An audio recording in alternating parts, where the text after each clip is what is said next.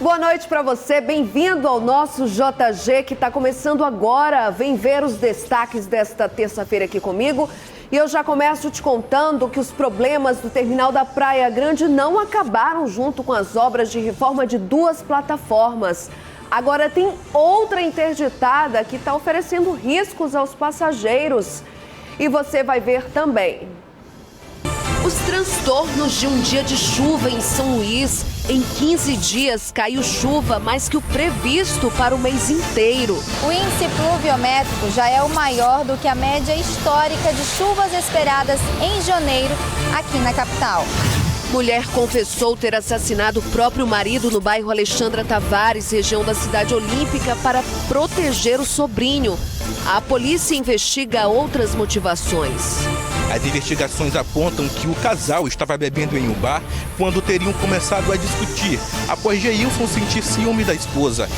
Deputado Duarte Júnior, entrevistado de hoje, em pauta a isenção do IPVA para mototaxistas e a pré-candidatura à Prefeitura de São Luís.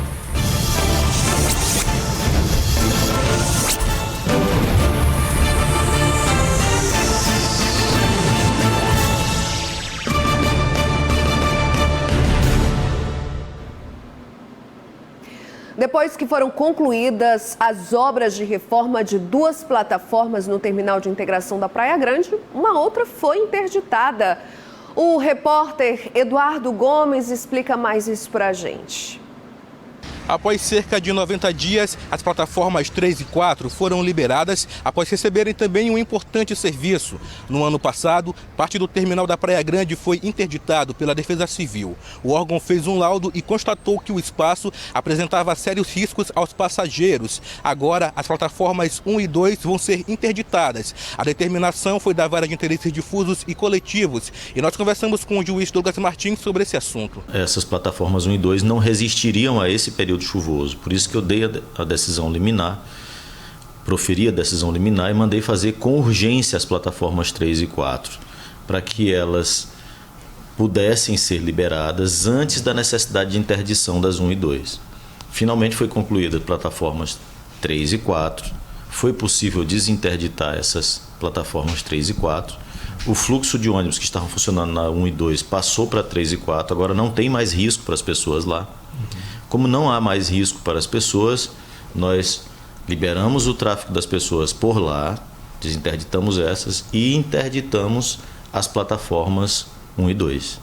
Ainda falando das plataformas 3 e 4, o que ainda falta ser feito é apenas o serviço de recapeamento asfáltico. Esse trabalho estava previsto para ser feito hoje, mas foi adiado para amanhã por conta das fortes chuvas. Está marcado para o dia 23 de janeiro uma audiência de conciliação com o consórcio que administra aqui o terminal da Praia Grande, além de outros órgãos, para debater de que forma vai ser feita a reforma aqui no terminal. A intenção é realizar uma audiência de conciliação e ouvir todos os lados.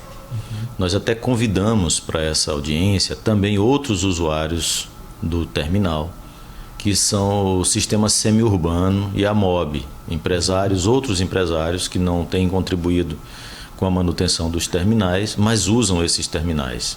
Eduardo Gomes, para o Jornal da Guará. O Núcleo Geoambiental da UEMA divulgou um balanço sobre as chuvas aqui em São Luís. O índice ultrapassou a média histórica de chuvas esperadas para todo o mês de janeiro. Pelo que estamos vendo, muita chuva mesmo, não é uma informação que surpreende, né? E quando chove, são muitos transtornos. A nossa repórter Mariana Dias mostra pra gente.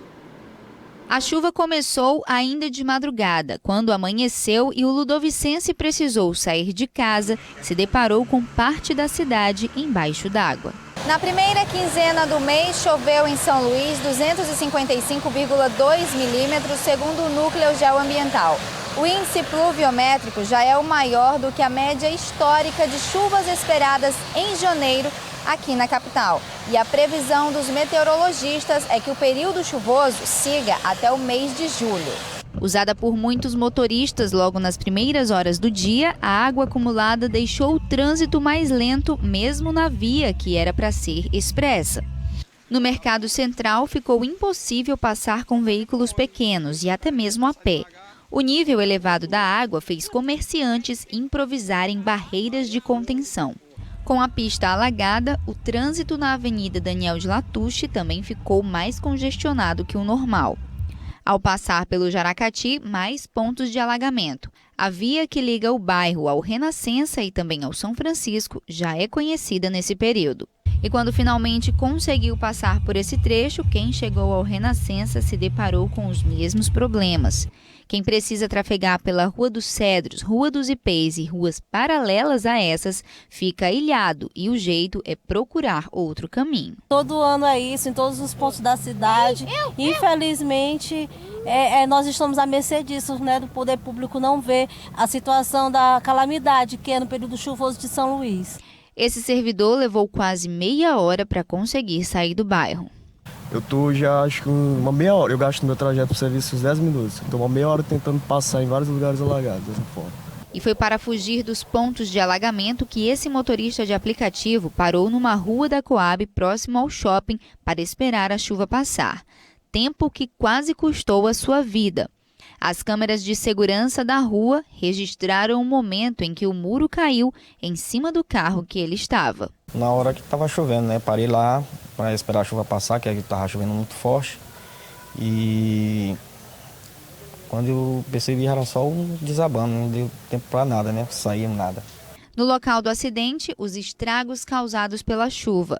O muro de responsabilidade de uma empresa que realiza uma obra no local já apresentava rachaduras, segundo moradores, e ficou encharcado com a chuva.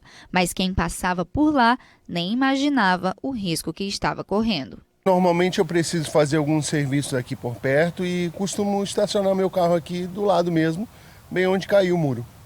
Nunca imaginou que houvesse um risco aqui? Não, nunca imaginei. Que risco, né? Um perigo aí. Mas graças a Deus eu não coloquei hoje meu carro aí. Gente, imagens impressionantes, né? Que sempre assustam a gente que acompanha essa situação todo começo de ano aqui em São Luís. É desse jeito, chove, aí tem imagens de inundações.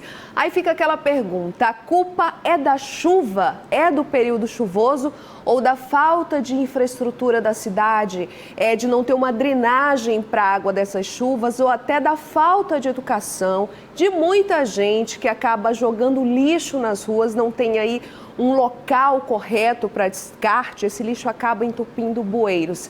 Tem que pensar muito nisso, né? Será que a culpa é da chuva mesmo? Bom, mudando de assunto aqui, um homem foi preso suspeito de utilizar uma viatura da Polícia Civil para cometer crimes em São Luís. Jairon Everton era servidor de uma terceirizada que presta serviços à Secretaria de Segurança. Ele era encarregado pelos veículos na Superintendência de Polícia Civil da capital. Segundo as investigações, Jairon e mais 3 suspeitos saíram em uma viatura da polícia e roubaram o valor de R$ 1.400 de um homem e logo em seguida assaltaram uma motocicleta da residência de uma outra pessoa no bairro São Raimundo. Os outros suspeitos continuam foragidos. Servidor Jairon vai responder por roubo qualificado, associação criminosa, usurpação de função pública e peculato. Jairon Everton foi encaminhado para o complexo penitenciário de Pedrinhas.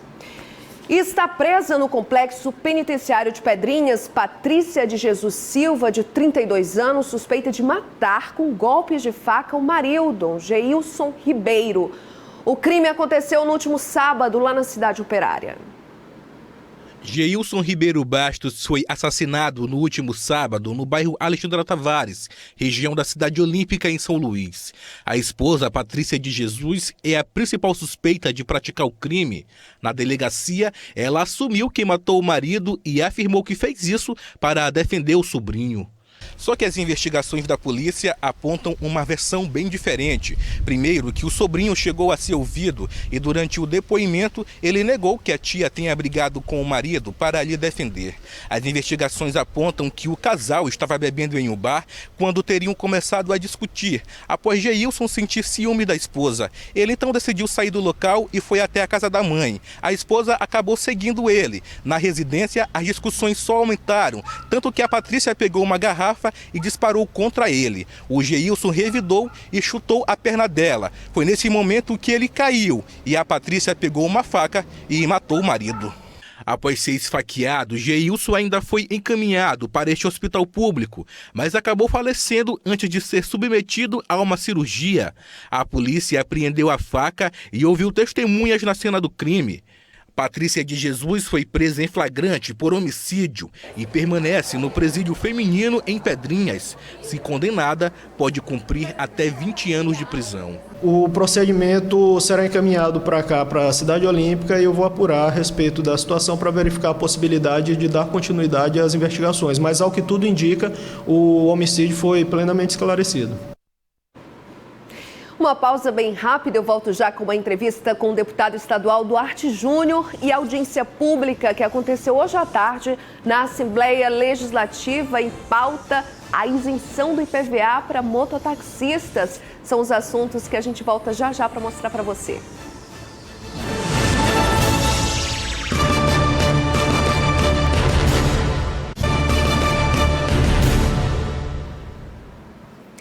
Estamos de volta para falar de imposto, IPVA, o benefício da isenção que era garantido aos motoristas de táxi de até 5 passageiros foi estendido aos taxistas com até 7 passageiros e mototaxistas também. O Executivo enviou o projeto de lei que foi aprovado na Assembleia Legislativa após indicação do deputado Duarte Júnior. A audiência pública reuniu mototaxistas e motofrentistas de vários municípios. Há 15 anos, a categoria reivindica a isenção do IPVA. Edinaldo, que veio de Imperatriz, conta que por ano chegou a gastar quase R$600 de taxas para o licenciamento da moto. Agora ele não vê a hora de fazer o cadastro para ganhar o benefício. Muito grato por receber esse grande benefício em favor da categoria dos mototaxistas do Maranhão, como um todo.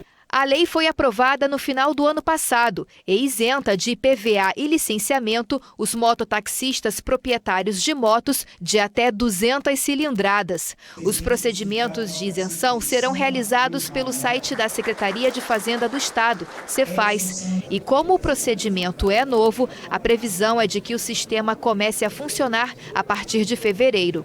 E os benefícios delas começam a vigorar mesmo, ou seja, passam a ser usados a partir de fevereiro, quando vence a primeira cota e a partir daí, março, as cotas seguintes.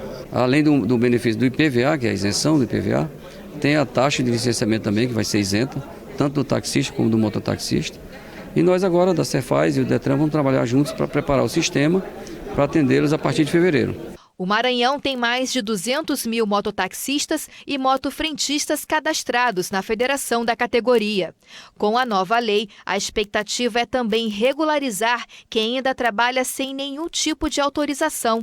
Dessa forma, proporcionar segurança e melhor serviço à comunidade. Chega o benefício para fortalecer a nossa luta, para falar para a categoria que agora vale a pena lutar para ter uma placa vermelha. E foi com a indicação do deputado estadual Duarte Júnior que o governo do estado enviou o projeto que permitiu a isenção do IPVA aos mototaxistas e estendeu também aos taxistas com até 7 passageiros. E é com o deputado que eu converso agora aqui no estúdio. Boa noite, deputado. Bem-vindo. Boa noite, Bianca. Boa noite a todos os telespectadores que estão nos acompanhando. É um prazer imenso estar aqui com todos vocês. Então, foi uma indicação sua. Qual foi a inspiração, a motivação para fazer uma indicação como essa? E já conta para a gente também como é que foi essa audiência hoje. Olha, foi realmente uma luta de décadas. Há décadas, há mais ou menos 25 anos, essa categoria busca esse direito, busca essa prerrogativa, que nada mais é do que uma justiça social. É importante a valorização dos mototaxistas, que desempenham essa função em prol da geração de mais emprego, mais renda, em prol da forma melhor de manter as suas famílias. Em 2016, quando eu ainda estava como presidente do PROCON, eu recebi a Jussiane, recebi alguns mototaxistas em meu gabinete no PROCON e eles apresentaram esse projeto. Na época, resolvemos algumas coisas relacionadas ao direito do consumidor, relacionado à valorização dessa categoria em prol da melhoria na qualidade do serviço e segurança aos consumidores, mas informar a eles que não tinha condições, enquanto presidente do PROCON, de elaborar uma lei, mas via a importância dessa causa. Por isso, durante a minha campanha como deputado estadual, eu prometi a eles e como deputado estadual enviei uma indicação parlamentar em maio do ano passado para o governador Flávio Dino, despachei com o governador sobre essas questões, o governador muito sensível atendeu essa indicação parlamentar e enviou um pacote de medidas para a Assembleia Legislativa. Além da indicação da minha autoria, ele atendeu outras reivindicações que foram, por exemplo, relacionadas à isenção do ICMS no gás de cozinha. E hoje é um direito a essa categoria e foi esclarecido durante essa audiência. Deputado, foi um ano aí de trabalhos, uma indicação vitoriosa, que isso gerou um projeto de lei na Assembleia, que foi aprovado. Também existem outros projetos que o senhor conseguiu levar para frente nesse ano de 2019 que passou. Por exemplo, as emendas destinadas à saúde, né? O fruto disso. Foi muito positivo. Eu tive a honra de ser considerado pelo Jornal Imparcial como deputado mais atuante, mais eficiente da Assembleia. Tive o maior número de leis aprovadas, maior número de projetos aprovados, de leis sancionadas, maior número de ações concretizadas em prol do cidadão. Uma outra ação, como você bem destaca, foi a destinação das emendas. E nós fizemos de forma diferente. Ao invés de tão somente destinar o recurso, que já é uma ação muito importante, nós destinamos o recurso e fomos acompanhar de perto a execução. Foram R$500 mil, R$500 mil, para que cirurgias pediátricas pudessem ser realizadas. Mais ou menos 240 crianças tiveram procedimentos atendidos. Inclusive, deputado, se o senhor me permite, a gente tem acompanhado isso, feito reportagens. A gente conheceu uma criança que estava esperando há 2 anos pela cirurgia. Aguardando. Tiveram casos de crianças que esperavam por uma simples cirurgia, uma cirurgia como fimose, há 7 anos. E isso, ao tempo que nos entristece por essa demora no atendimento, nos alegra por ver que é uma ação que está garantindo direitos a essas crianças, está melhorando a qualidade de vida delas. Além dessa emenda de R$500 mil para cirurgias pediátricas, destinamos R$200 mil para procedimentos odontológicos, onde mais de 630 pessoas tiveram acesso a uma saúde bucal, com próteses, cirurgias, ou seja, tiveram acesso aos seus direitos. Mais 200 mil a saúde e bem-estar animal, destinamos ao Hospital Médico Veterinário da UEMA, e R$100 mil para o Denorabelo, fruto de um conjunto de ações feitas por outros parlamentares. Todo parlamentar da Assembleia destinou R$100 mil, ao todo foram R$4,2 milhões para o Denorabelo. Bom, o senhor acabou de fazer uma retrospectiva aí sobre 2019, e o que os maranhenses podem esperar do Duarte Júnior, do deputado estadual, em 2020? Ainda mais trabalho buscando garantir mais do que discursos, mais do que retórica, ações concretas. O que eu sempre busco fazer é honrar a confiança e a esperança das pessoas por meio de ações efetivas. As pessoas não querem mais discurso, as pessoas não querem briga, as pessoas não querem confusão. As pessoas querem a paz de exercer aquilo que elas têm por direito. Então, o que eu posso me comprometer para esse ano de 2020 é me dedicar ao máximo para honrar a confiança e a esperança das pessoas por meio de ações efetivas, ações concretas como hoje. Hoje ainda estamos passando pelo recesso parlamentar e estava debatendo com mototaxistas de todo o estado do Maranhão. Tinham sindicatos de 16 municípios presentes, servidores da Secretaria de Fazenda do Estado, do Detran, ou seja, discutindo e empoderando essas pessoas sobre os seus direitos, porque não basta a gente legislar, não basta elaborar as leis, é preciso empoderar as pessoas para que cada vez mais elas conheçam e exijam seus direitos. Deputado, o espaço aqui está sempre aberto para o senhor também, outros deputados, políticos, secretários, para esclarecer. Bom, na sexta-feira eu fiz uma entrevista aqui com o pré-candidato a prefeito de São Luís pelo Solidariedade, o juiz aposentado Carlos Madeira. Na oportunidade eu perguntei para ele se ele teria o apoio ou não do governador Flávio Dino, e ele respondeu que o candidato do governador Flávio Dino à prefeitura de São Luís seria o atual secretário de Cidades, Rubens Pereira Júnior.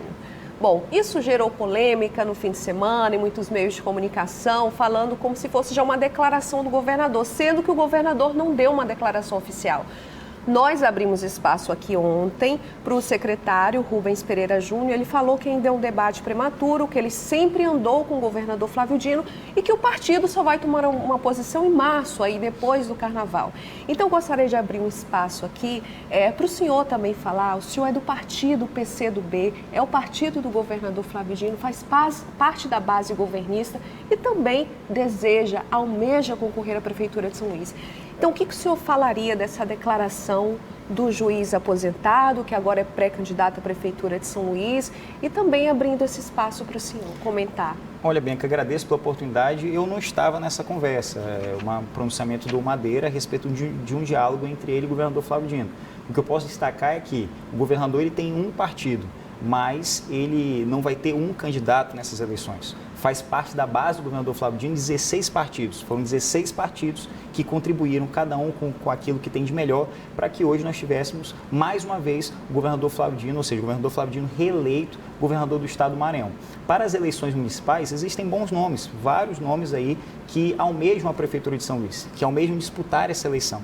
O Rubens Júnior é um desses bons nomes. Eu também apresento meu nome e apresento uma história de sucesso. Fui presidente do PROCON, fui presidente do Viva Cidadão, mostrei talento no executivo, mostrei uma gestão de resultados, graças a Deus. Não é um desejo tão somente pessoal meu. Claro que eu desejo disputar as eleições, claro que hoje sou pré-candidato a prefeito de São Luís, mas muito me orgulha perceber que esse desejo está vivo na cidade. Eu estou em segundo lugar em todas as pesquisas que são realizadas para a Prefeitura de São Luís. E o melhor, com a menor rejeição, uma rejeição de 1,9%. E eu tenho certeza que o governador Flávio Dino vai apoiar esses candidatos. Acredito muito que o povo da nossa cidade, o povo de São Luís, vai saber escolher um candidato pela sua história de trabalho, pela sua história de resultados, porque o que São Luís precisa é de um gestor não de discurso, de um gestor que mostrou para a cidade a que veio. Deputado, como o senhor reage a polêmicas, por exemplo, que tentam infundir histórias de que o senhor estaria deixando o PCdoB, caminhando para o PRB, aí o partido do vice-governador Carlos Brandão, ou pelo próprio Solidariedade? Inclusive, uma foto de uma reunião onde estavam o senhor, o juiz federal aposentado e agora pré-candidato à Prefeitura de São Luís, o Carlos Madeira, estava lá o Simplício Araújo, né, do Solidariedade, que é o presidente do partido estadual, né? Como é que o senhor reage a essas polêmicas de que Duarte Júnior pode deixar o PCdoB para ir para o PRB, para o Solidariedade? Eu confesso, Bianca, que eu me divirto muito com essas notícias, porque parece uma novela mexicana. Cada dia é um episódio, inventam de tudo.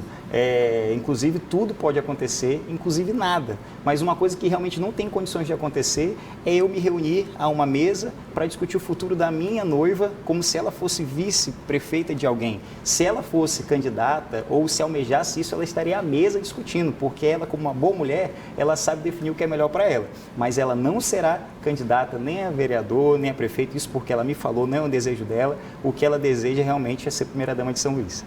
É isso, muito obrigada, viu? O espaço continua aberto. Muito obrigado, boa noite a todos e vamos juntos garantir cada vez mais direitos. Boa noite, obrigada. E a seguir tem as análises da política com Marcos Saldanha aqui no JG.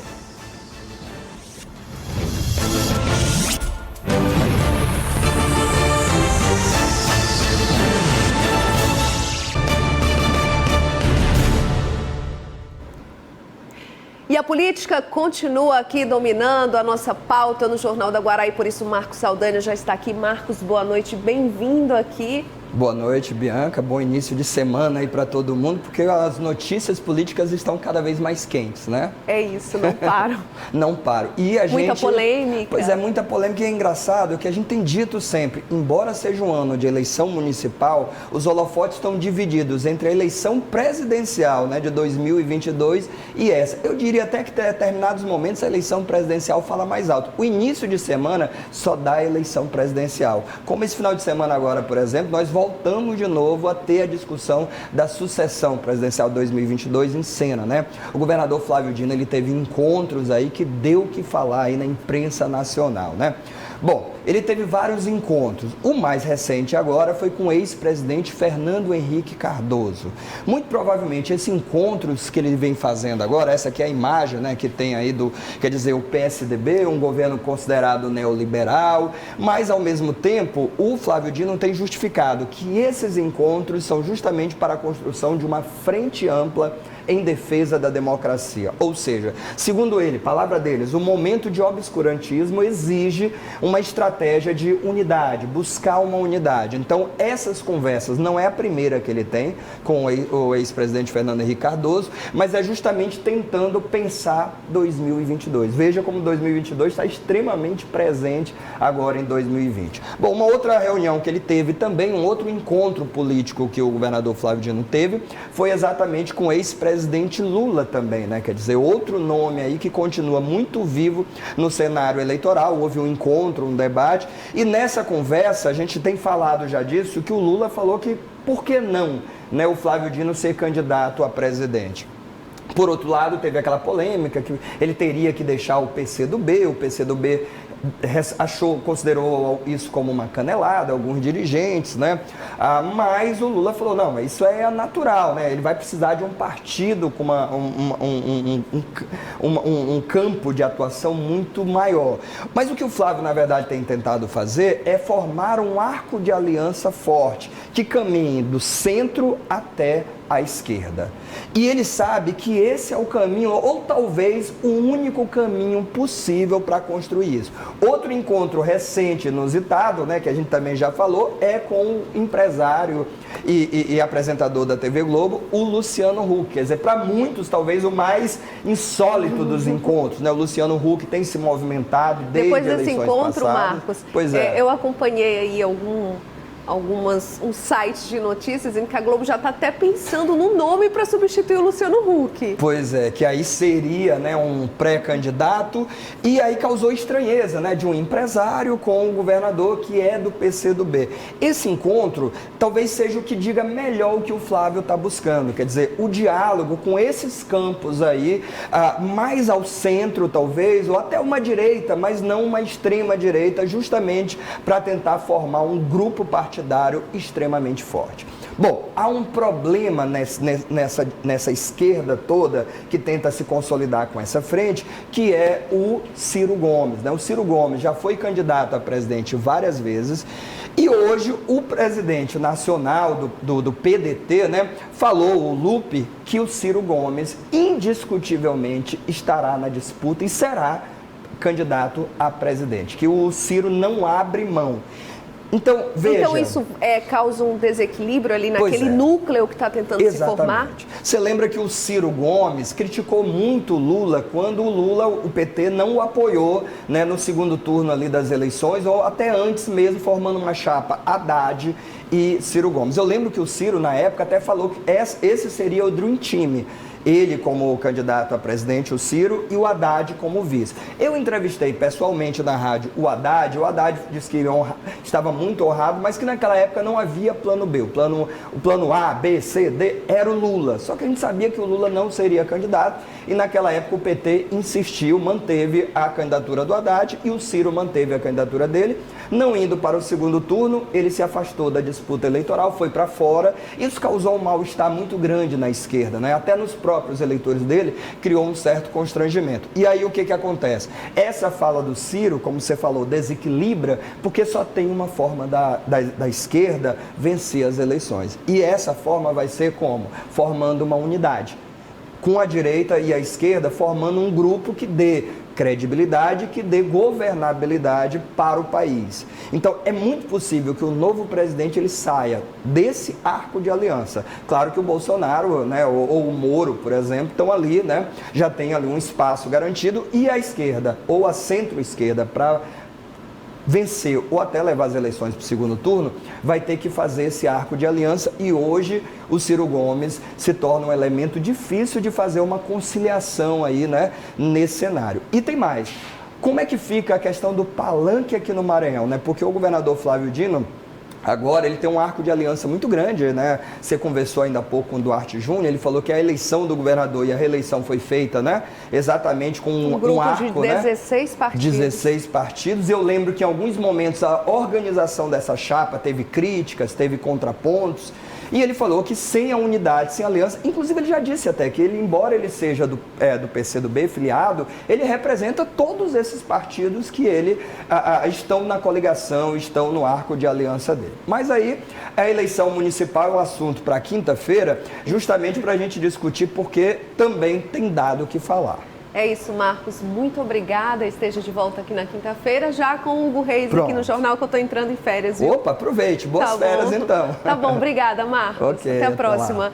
E a gente segue agora para o intervalo e volta já com outras notícias. Fique aí com a tábua de marés para amanhã.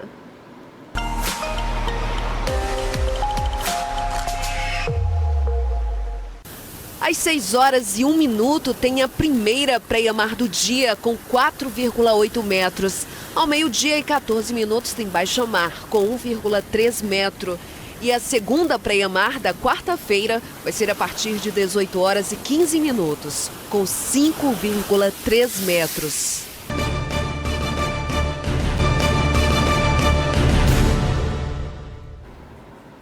Que o Porto São Luís, na região do Cajueiro, está em construção, isso é uma realidade. Mas o que muita gente ainda desconhece é que isso pode abrir novas possibilidades de outros negócios com a China. O complexo portuário tem investidores chineses que podem acabar interessados em relações comerciais com o Maranhão. O negócio da China. A proposta atraiu cerca de 70 empresários de São Luís para o workshop Como Importar da China. A palestra, apresentada por Lincoln Fracari, indica os caminhos do mercado chinês aos empresários brasileiros. O objetivo do workshop é, na verdade, orientar aqueles novos empresários que querem começar a iniciar seus processos de importação da China.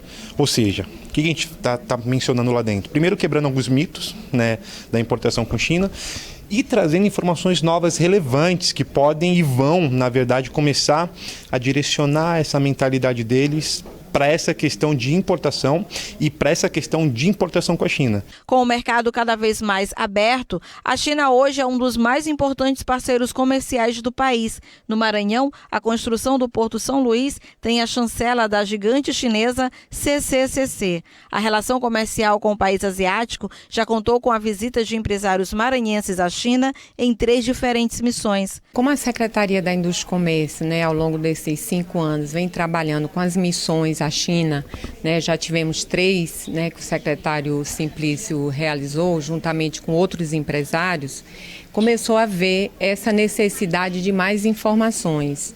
E a Fé Comércio, como também a Casa dos Empresários, também nós nos unimos para que a gente pudesse trazer uma empresa para estar trazendo essas informações aos empresários e buscar novos mercados, tanto na área da importação como na área da exportação.